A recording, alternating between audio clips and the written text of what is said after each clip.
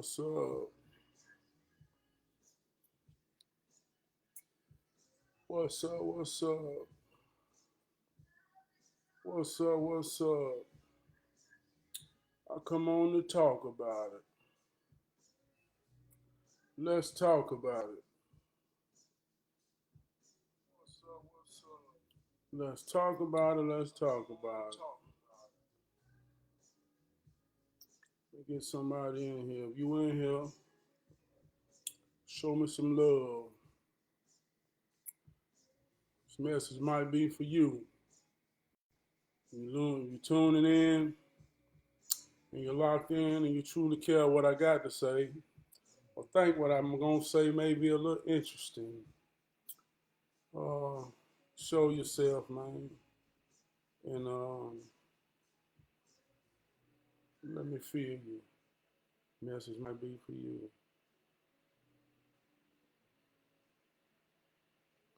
Tag some people right quick. Real talk. Real talk. I got some real talk, man. Hold on, give me a second. Give me a second.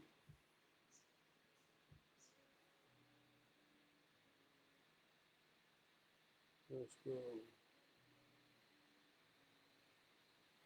Yeah, I made a post earlier. Near and dear subject matter. You know, a lot been going on over the last week or so. You know, dealing with DMX death, and a lot of people been expressing their opinion about whether it be how much they love him or how much they impact him, or sometimes I hear conversations about indulging to his struggle and things like that, man. And it's kind of like one of them things that we all connected, man. We all deal with the same things, maybe on different levels, or we connected to somebody that deal with all things. You know, we all connected, man. Um, yeah, like I say, you up in here, show me some love, man. Let me see you, man. Let me see you, man. So I feel like this mess is really too real to just be talking to this here. I really want, and I've been talking about it this morning to a couple of people, man, that I love, man, and I really can talk to like that. So I want to share this, man. But I'm gonna go ahead. I'm gonna start off with a personal experience to let you know I ain't just talking no shit. I understand this from an empathetic type of way, man. I really feel all sides of this, but I can't say that I've ever experienced or can understand addiction from a drug aspect, but I can understand the association to that from a child's aspect, um, and experiencing that in the most real way a child can experience it. So I speak from that. I speak from a child's perspective. And when I hear these stories, whether it be DMX or whether it be somebody we know locally or somebody in our field, in our family, I always feel that burn of I can only imagine how their children feel, or how somebody that truly loved them feel, or the feeling of knowing the dishonor of knowing I lost my mama or my daddy to a drug overdose. Like, from a child's perspective, man, ooh, that burn. So uh, that's kind of way I resonate in it. That's what my experiences allow me to come from. Where you're coming from. That's where I'm coming from, a child perspective, right? So I want to tell this story about how I really felt this and started to understand it. About 12 years ago, I had met this guy in my neighborhood, and we got to talking, man. And he said, you know, hey, man, I really love the way you talk, man. You a cool young dude. And this guy was old enough to be my daddy, right? So we just got to talking. He said, man, you a cool dude, man. I said, yeah. So every day when I get off work, I would see him in the yard. And the relationship would just kind of build, man, in conversation.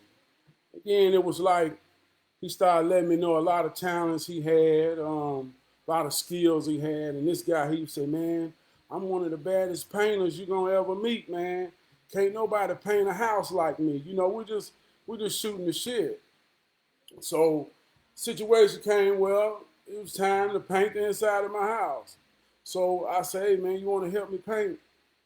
He said, yeah. So he started helping me paint, man. We repainted my whole house. And in this, me and him had bonded. Now we got a real relationship.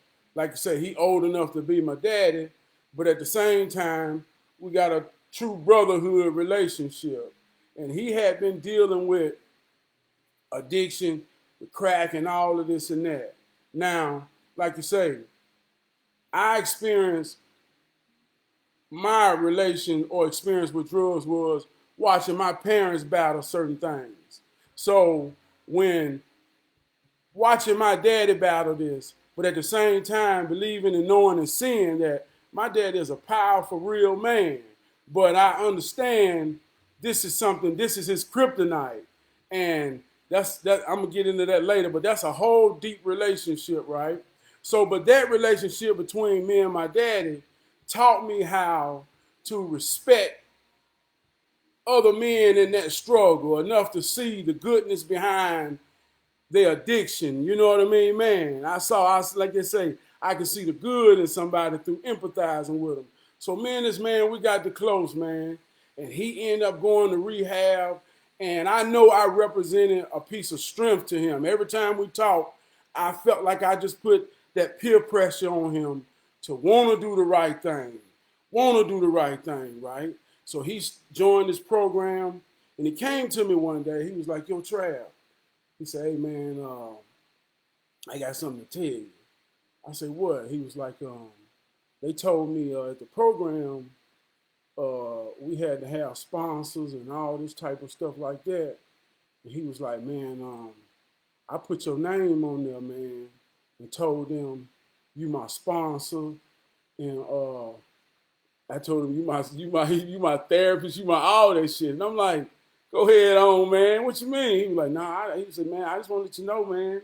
I don't know if you know that or not, but you is. You all of that to me. And they say, this man old enough to be my daddy, right? So he say, yeah, and I told them that they need to let you come and talk. And at this time, he knows some of the aspirations of my life and what I am and what I really believe and do and say and know and all of this. But I didn't think he was aware of it from that aspect. I was just being a genuine friend to the guy. So he told him, he said, I told him that you need to come and talk. So I said, okay, I'm gonna set it up. He gave me the number to call and I set it up. And out of nowhere, I got my first seminar set up. This was 12 years ago. And I say, man, I got a seminar set up. They said, what's the name of it? I say, at the time, I said, gaining understanding of God, love, and life. You know, I'm going to go talk the truth, right? And I ain't rehearsed. I ain't know what I'm going to say. All I know, I'm going to an addiction, a drug addict place of people trying to get themselves together. So the first time I go, and it was like 35 people in there, man, in a room. You know what I mean? And Charles introduced me as all the stuff he said I was, man. And so I got to talking, and I told them, I say, look, I can't comprehend. I mean, I can't really comprehend or relate to addiction from y'all. So I'm not going to stand before y'all and play with y'all in that way. But what I can relate to is I know some of y'all got children, and I know and just believe that all of y'all got somebody that love y'all and believe in y'all. So I represent that. And I told them, I said, if you will, I said, you can close your eyes if you want to. I say, but imagine your children's face on my face. Imagine somebody that truly loves you face on my face. And just feel me, right? And I got to talking as a child about how I felt about my parents and my daddy and my mama and watching that and knowing that out of all I felt as a child, man, like I say, when New Jack City came out in 1992 and I was 12 years old and everybody cracked on the school bus saying, your mama and daddy is a crackhead like Pookie, goddamn. Your mama and daddy got them goddamn Pookie lips. You know what I mean? And all we could say was, goddamn, being a crackhead is the lowest of the low. So I went to as a child who understood, damn, I know my mom and daddy smoke crack. I don't know who else know, but I know. And I ain't never want to be on the school bus and a motherfucker tell me, your mom and daddy is Pookie. So at 12 years old, man, I said to myself, goddamn, I'm going to be so good at everything that if they have to crack on me, ain't no way in hell they going to say my mom and daddy on drugs because crackheads can't have a son good as me. That's just the way I thought, right? I'm talking about as a 12-year-old child. So I told these people, that's where I'm speaking from. And I showed them, man, how it feels from a child, man. That shit hurt when you love your mama and daddy and you know what the world thinks about crackheads. That shit hurt. And I spilled my soul to them people. And when I left out, this ain't no lie, every last one of them people came to me. I'm talking about the men and asked could they hug me. And I'm thinking like, damn, man, I ain't even said no preacher shit. Why they doing this to me, man? Hey, look, I was so fucked up that these people wanted to hug me, man. You know what I mean, man? But I poured myself out as a little child. So when we hear these DMX OD, and it's just, I mean, we just randomly move on, and he had 17 kids, and oh man, that motherfucker music was good. Like, or oh man, I'm in the spirit, so fuck it. This morning I hurt like a motherfucker, right? This is the real reason for the video. 2 years ago, 3 years right before the pandemic hit, I coached football. I had a little boy on my team, man. Look how, I'm gonna show you how some shit be connected, man. I had a little boy on my team, right? He was an independent little boy. When I say independent, I never saw who the hell brought him to practice. I never saw who the hell was at the games with him. But he was there. A lot of times it was more so he got picked up by my big cousin Pravis, and you know, Pravis would always see that he got to the game, but I never saw a personal representation with him, right? So he had that independence. I even watched him defend himself in a way with his independence to know that he out here in this world by his damn self at 11, 12 years old, and he gonna make it home. You know what I mean? Real life shit, right? And so one time we played down in Spartanburg, South Carolina.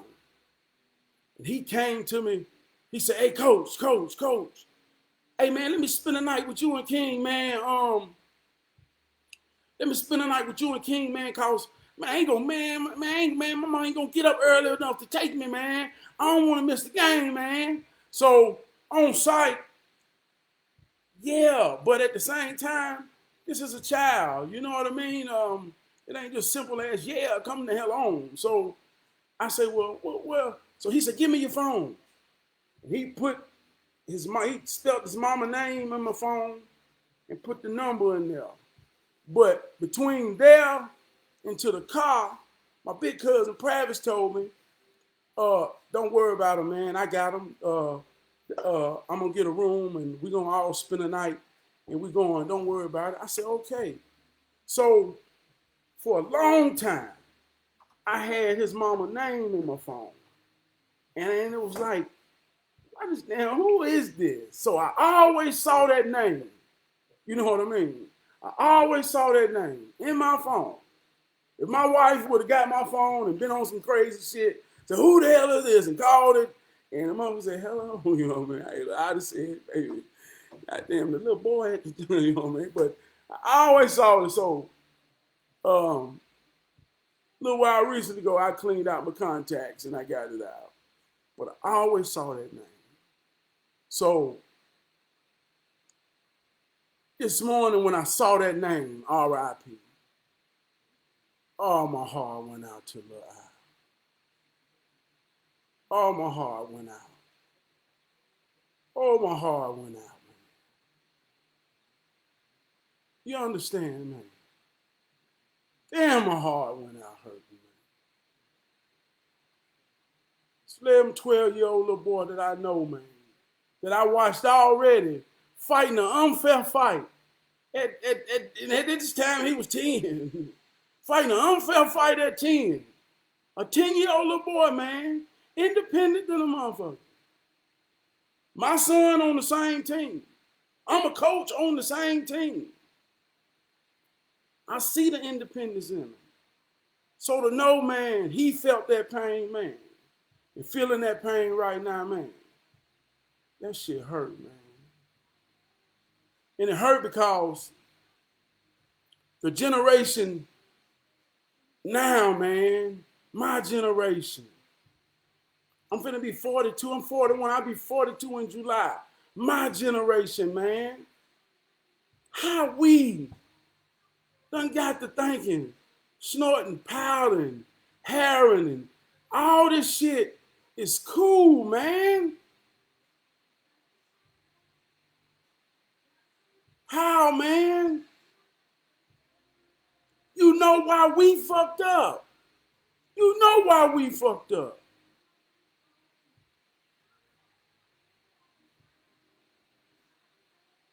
And just like I told that story about my man Charles, let me tell you something, man. See, we always associate negative with power of destruction.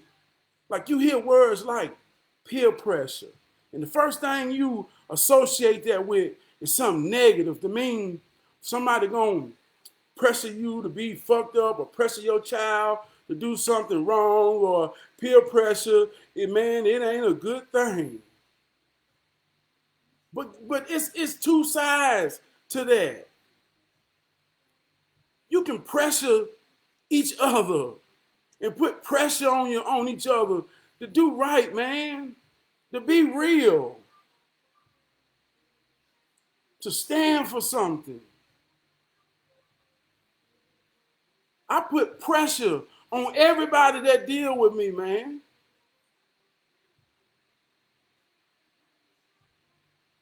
And I accept the same pressure.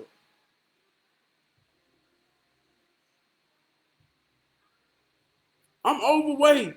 I got friends that love me, man, that keep pressure on my neck. And I ain't above the bullshit. I climb on the bull and I fall off the bull. And every time I climb up, I say, God damn it, I'm on the bull. And goddamn, sometimes I get knocked off. But damn, hey, look, man, it's my fight. I'm gonna fight. And the fight ain't over. And I ain't making excuses, but I got intentions of winning. So I can empathize with somebody else's fight, even if it ain't my fight. Because I got a fight that I'm goddamn trying and goddamn wheeling and dealing. So that's how we empathize with each other through our fights. But we got to put pressure on each other, man. We got to put pressure on each other, man.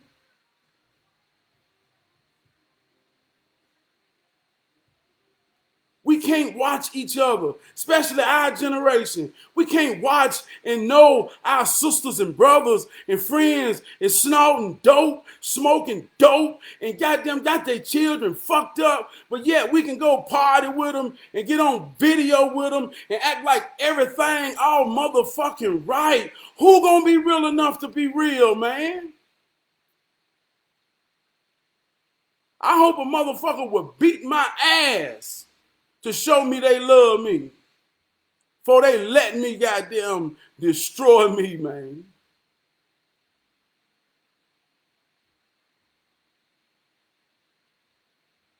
If a motherfucker see me with a mentality of destruction on my son and my daughter and my wife, I know I got some brothers, man.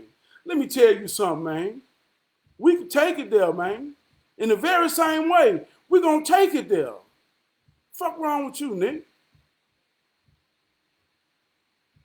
Huh?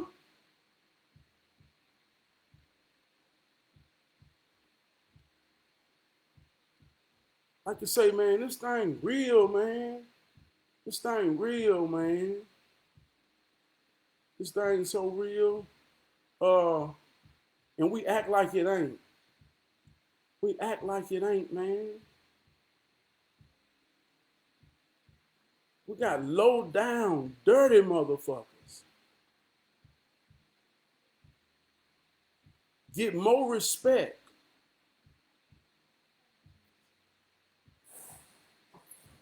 And more goddamn everything. Cause it's easier to acknowledge some bullshit than some real shit. Because if you acknowledge the real shit, then you got to get real with it. So that's why we don't want to acknowledge no real shit. We'll acknowledge the bullshit and the bullshitters. And we protect that. Cause in protecting bullshit and bullshitters, we protect our own bullshit. You understand what I'm saying, man? Everybody say, ain't everybody business, ain't nobody business. Mind your own business. Let me tell you something, man. Reality is like mathematics, man. And if you good at math and you good at algebra and shit like that right there, those type of equations have X's and Y's and Z's, unknown factors. But if you look and pay attention long enough, you can simulate the equation to figure out exactly what the fuck X, Z, and Y is. And there go your business. Right goddamn there. You ain't hiding a goddamn thing. Everybody see it. They care enough to look at it. Everybody see your business that care enough to look at it. You fucking off on your husband. You fucking off on your wife. You think nobody damn know. And anybody that care enough to look at you can see it. But if somebody tell you, hey, cut the shit, mind your own goddamn business.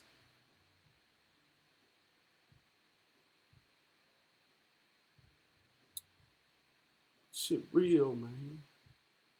This shit real. Then you got people, man. Like you say, I say, if you care enough, ask somebody, man. Hey, what's wrong with you? I do it all the time. It's my, and guess what? I got a gift. I got a gift, man, that when I ask somebody, what's wrong with you? It's something in me that makes them tell me, even if they don't know. Some people say, man, I ain't never said that. But ask somebody, what's wrong with you? And in most cases, man, it be some shit happened when they was little. Or be some shit that stem from their little. Mama, daddy issues, family issues. and they never been dealt with. They was children that learned how that learned over life how to channel their mind around real shit and use their imagination to simulate bullshit realities, escape routes. And so now they don't know what the fuck is real when they're adults because they been escaping the real shit that they can't deal with. And now we got to talk about it. What the hell wrong with you? I told a grown man one time, hey man, proud of you, man. I love you. Mother started crying. I said, what the fuck wrong with you, man? Nobody never told me that, man. I said, man, you 40-something years old. Nobody never told me my life travel. They proud of me.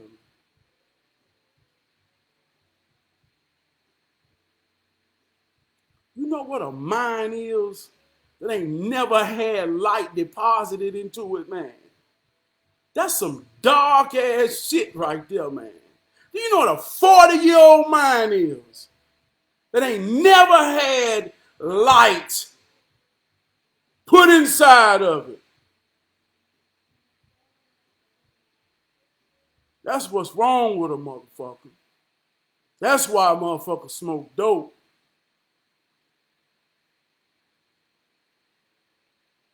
That's why a motherfucker so dope. What's wrong with you?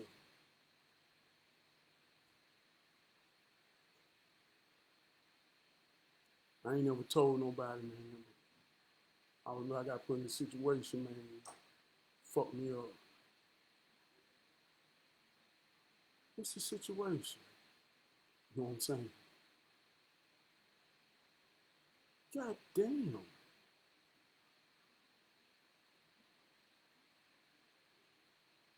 Or switch that to a feminine sound. And that's why I say a pussy and strip. That's why I'm gay. We'll still play games with all that type of shit too. Cause ain't nobody gonna deal with it. Fuck wrong with you? What happened to you? You understand what I'm saying? What the fuck wrong with you? Do you know? See, now this message ain't about them. It's about you. It's about me. Do you know what the fuck wrong with you? Huh?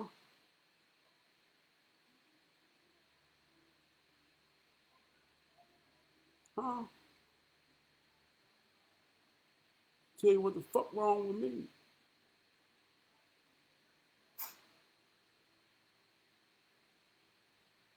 Let me tell you what the fuck wrong with me. Nah. Huh?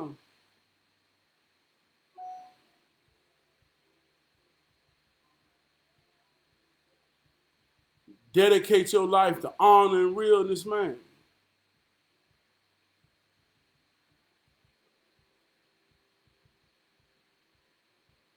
For honor. Dedicate from a child. You dedicate your everyday to honor. I ain't gonna never let nobody dishonor. Fuck I'm made of. Gonna never let nobody dishonor what the hell I'm made of.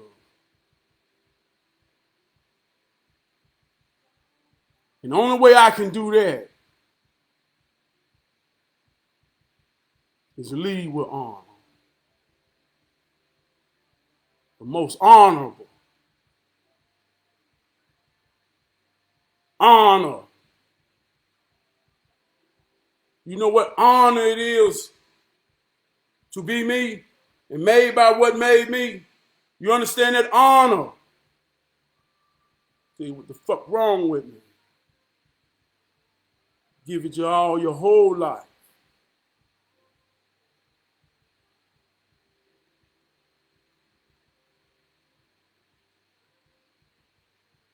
And feel like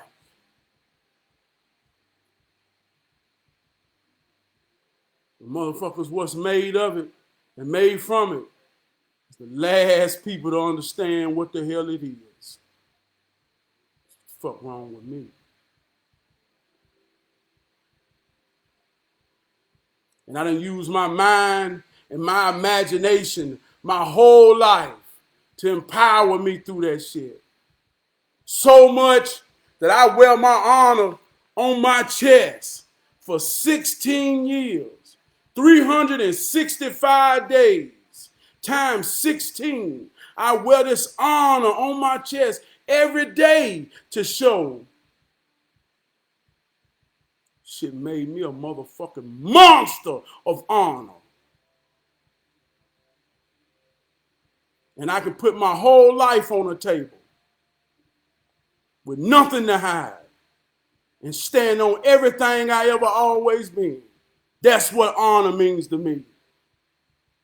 And what's wrong with me is some motherfuckers act like they don't know that know me.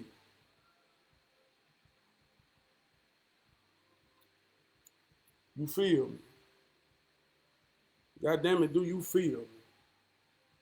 I'm live. Do you feel me?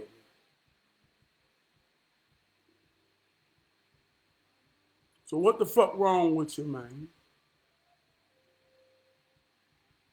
What the fuck would make you be out here crazy enough to not have enough honor for your children and to leave your children in the most dishonorable goddamn way, man? If you hear me, man, and you ain't real enough, or this ain't real enough to make you chew on some motherfucking shit, man, come on, man. And like I say, ain't nobody above the bullshit. Nobody's above the bullshit. You know, to give you an example. I was talking to this old man the other day, and he said something about some Masons or some shit, but, you know,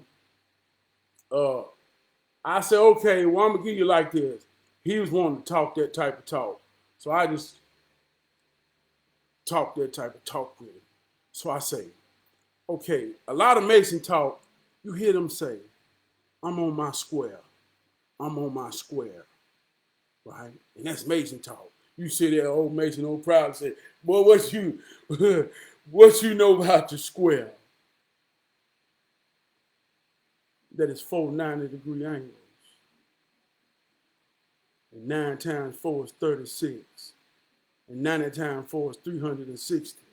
And 360 represents completion, right? So 4 90-degree angles is completion. And we live life from birth to death is completion. So as we're living, we're going to completion, right? Now, in those angles, you got mind, body, soul, and spirit, right? And there's one angle, mostly, that always draws your attention. I'm not going to say it's a weakness. It's what draws your attention. You have to give more attention to this angle because this is the angle pretty much that sums how complete you are of yourself, right? So everybody got an angle they dealing with. Ain't nobody above the bullshit. So my angle is in my body, right? What I mean by that, everybody can see my weakness. I can't hide my weakness.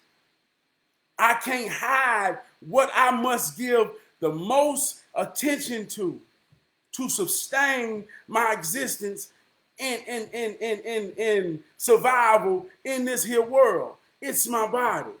Everybody see that. They see what's wrong with him. He fat. He need to work out. He need to eat right. Those are all the goddamn nemesis of me. And guess what? I can't hide now one of them. And even when I ain't gonna say if, when I get on the bull and I ride the bull and master the bull and tame the bull, and I get all of this off me, and I chisel myself down to be the greatest me that I can imagine to be. Understand, even then, there is no top. Because if I stop, this is my angle. This is my angle. This is mine, what I got to deal with, right? So I feel like there's more to me than what meets the eye. See, there's soul, there's my mind, there's my spirit. You can't see them. There's more to me than what meets the eye.